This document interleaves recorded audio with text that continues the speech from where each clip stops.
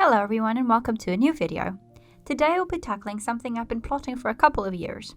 Controversial opinion, I actually did enjoy the live action Beauty and the Beast, and although the costumes aren't historically accurate, they did get me thinking. Particularly Belle's 18th century inspired jackets. For a while I've been online hunting for the right fabrics to make an 18th century jacket inspired by Belle's. Historybounding does Disneybounding does historically inspired. Her jacket is made up of two fabrics, one with a bird pattern and one striped. I found these two linens that I was pretty happy with, although the blue in the striped one is a little off. These were expensive, so I only got 1 meter of the striped and half a meter of the birds. I know, crazy. This will create problems later on. Here is my basic plan for it. I sketched out the shape I wanted and the rough pattern pieces to visualize, after doing some research through extant pieces and my costume books.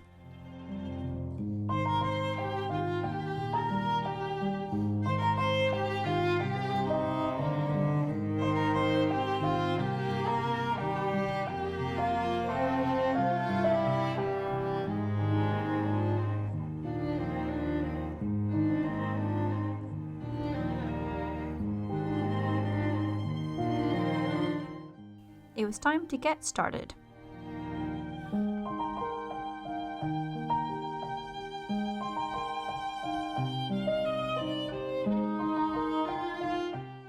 I decided to drape this pattern, but I have no footage of that, so here is an appreciation moment of my 18th century stage which never see the light of day.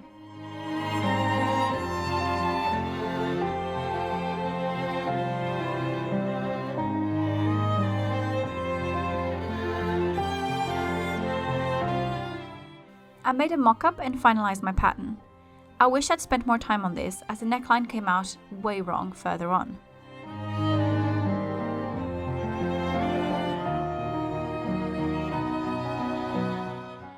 I started by placing the pieces on my bird fabric. Yes, the one I had half a meter of.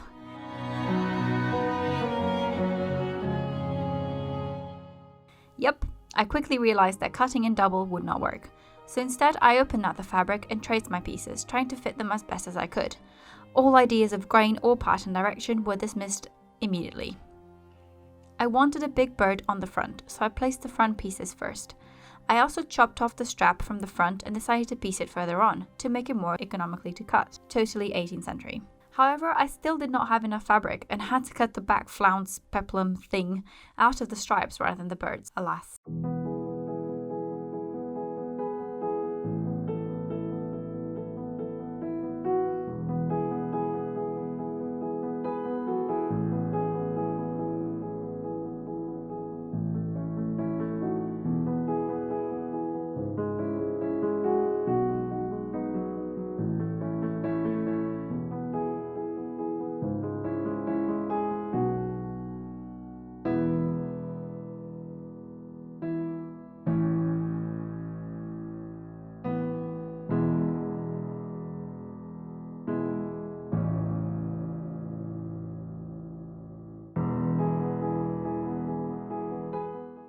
I bothered very little with pattern matching, to be honest. I just tried to make sure my stripes wouldn't look too horrible and went on with my life.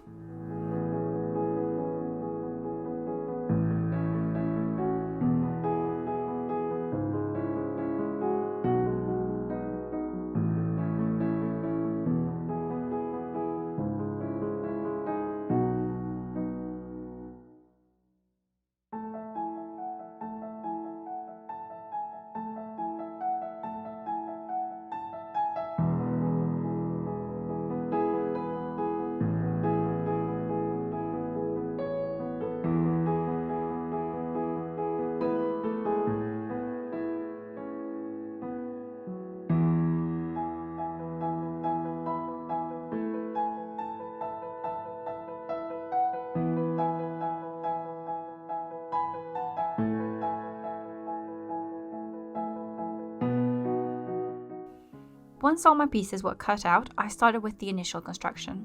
All pattern pieces have a waist seam except for the front piece. I first pieced the strap back onto the front piece and the side front pieces to their corresponding peplums. I also did some preliminary pinning of the back pieces. Everything was sewn together by machine and pressed open.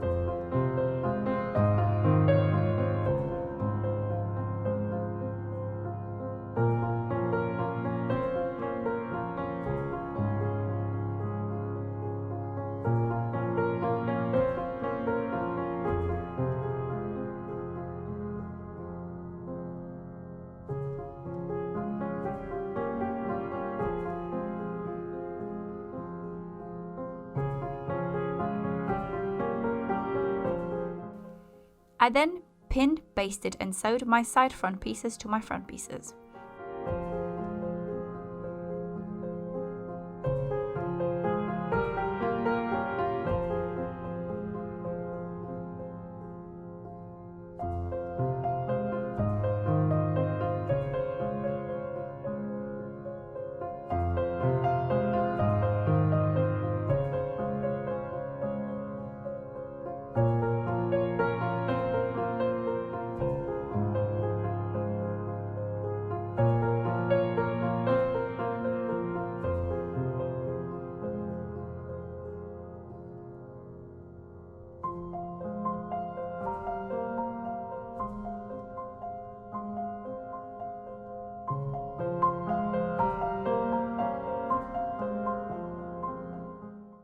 At this point, I also basted and sewed the side back pieces to the back piece.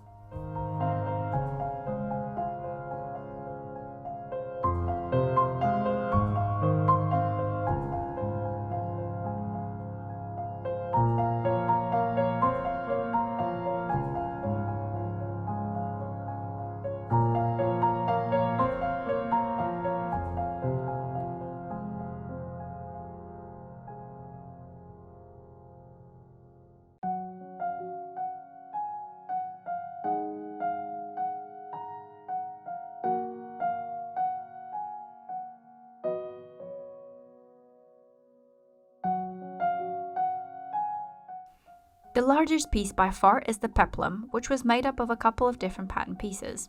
These are seamed together and pressed open.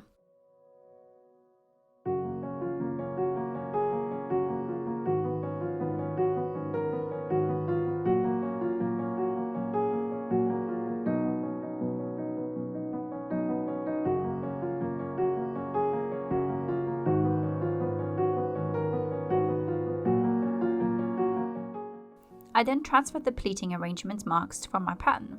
There is no science or logic to these pleats. In my mock-up stage, I just pleated it until it looked nice and marked them down. I made sure to hide the peplum seams inside these pleats. I pleated up the peplum, basted and pressed.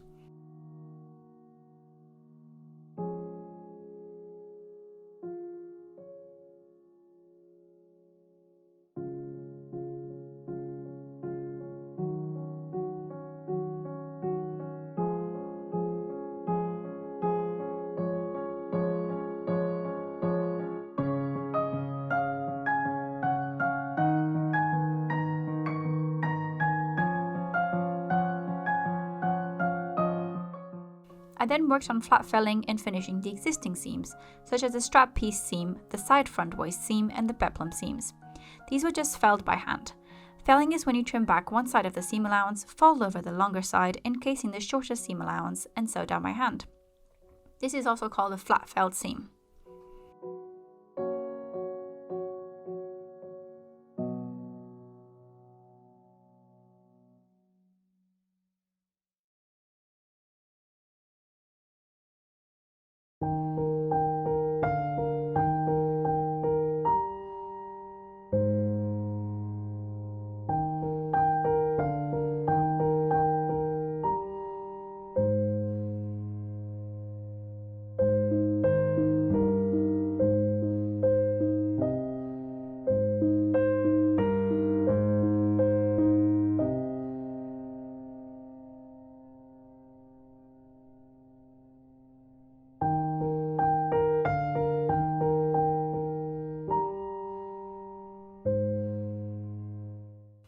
At this point I had 4 jacket pieces, 2 fronts, 1 back and side, and the peplum piece. I carefully pinned the peplum piece onto the back and sides of the jacket, making sure I matched all the seams with pleats. This was basted into place and constantly checked.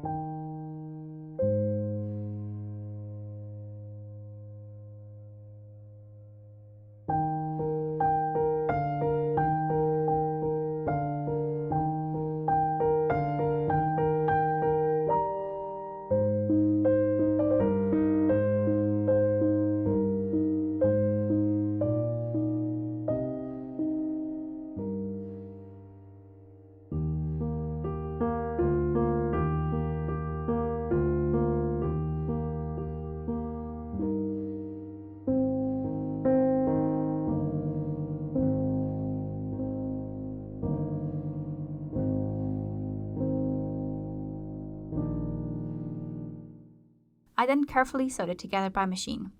This seam was pressed, and then I could go on to attaching each front piece to their corresponding sides of the jacket. They were pinned and sewn by machine.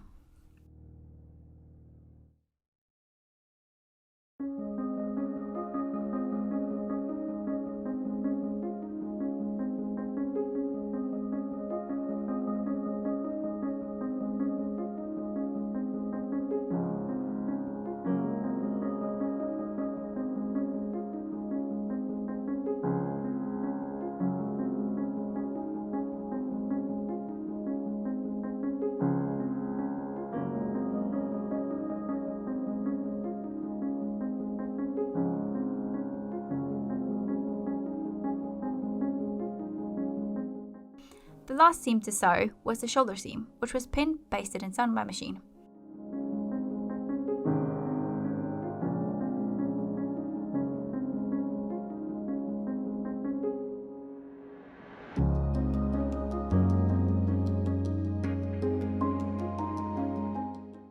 I found it quite pleasing to see the full insides of the jacket laid out.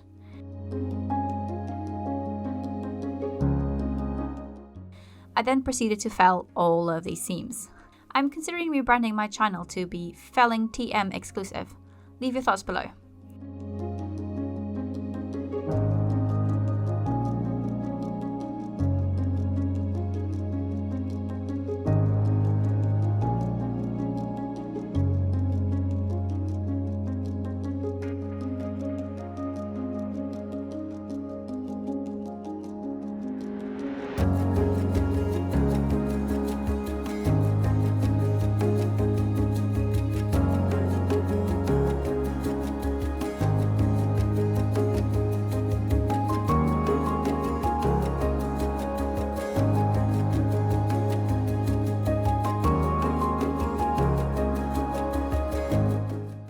This took forever, so instead I'll just show you a glimpse, and let's move on to the sleeves.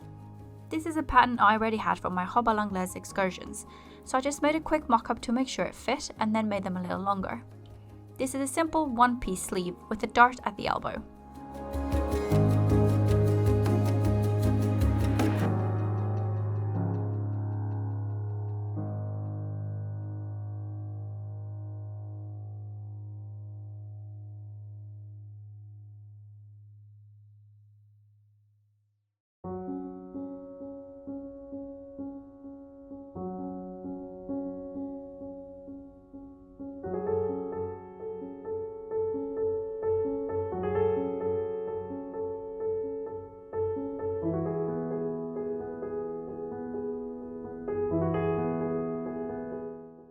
However, I yet again did not have enough fabric, so one of the sleeves had to be pieced.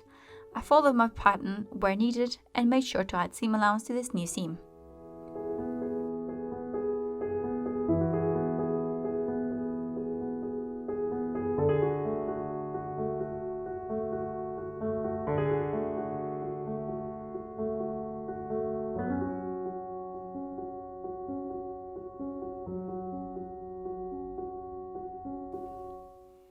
With the pieces cut out, I pinned where to piece and also the darts. These were all sewn by machine.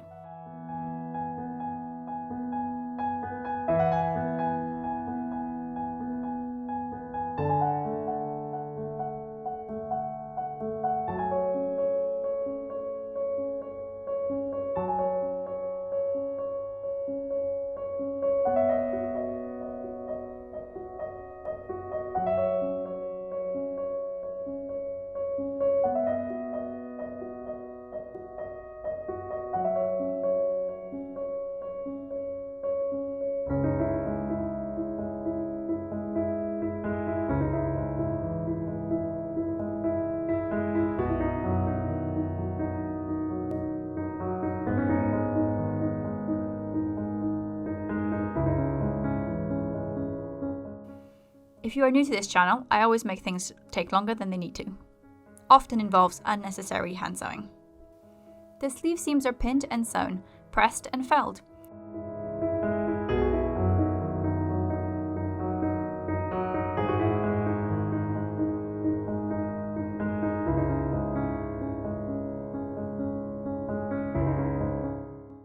I just want to mention very quickly that this is not the typical 18th century way of setting sleeves. I could not, to be quite frank, be bothered. So instead I ran a stitch to ease in the sleeves. This is a large running stitch that you pull up slightly, very slightly, to gather the sleeve head. You then pin it into the armhole and baste. The gathering shouldn't be enough to be visible, just to help the sleeve head fit better. I then sew this by machine.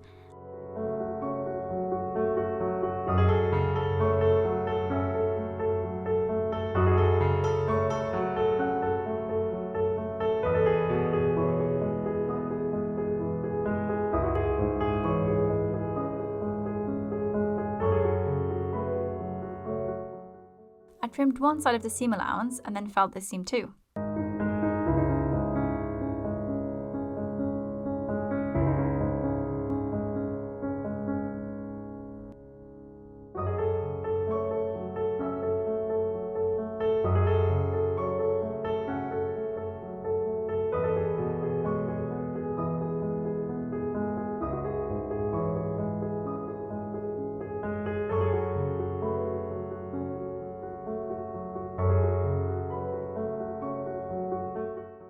I then hemmed the front and the neckline by turning the raw edge under twice and sewing by hand. The bottom hem was done in the same way, but with a larger seam allowance.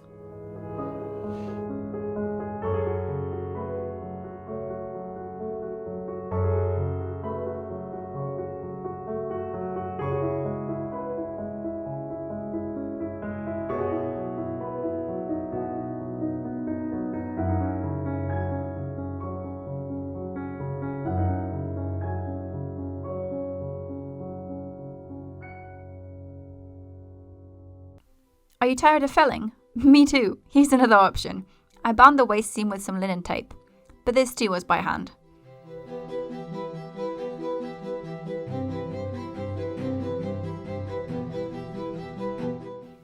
I then agonized for hours over which slightly different shade of blue ribbon to pick for the ties.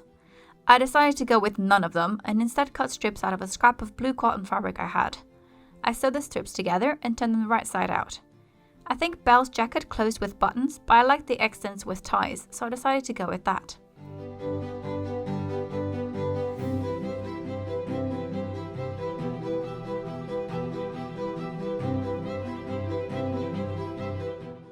I also made a little tape of the fabric to bind the cuff edges of the sleeves.